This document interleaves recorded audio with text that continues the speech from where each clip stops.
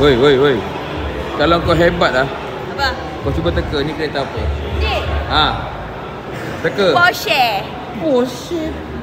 Panas kau. Ini bukan Porsche lah. Kau tengoklah dulu betul-betul kereta apa. Ada kereta apa? Ha.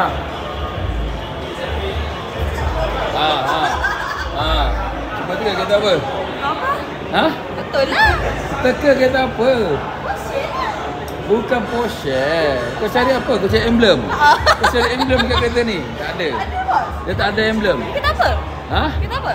Kau tekalah kereta apa? Saya tahu. Ini di antara kereta yang agak rare juga. Kereta apa? Kau tanyalah fan kau ni kereta apa? Kalau kau best ni kereta apa? Cikgu Baru tak tahu lah. Cikgu Baru kan tahu sangat pasal kereta.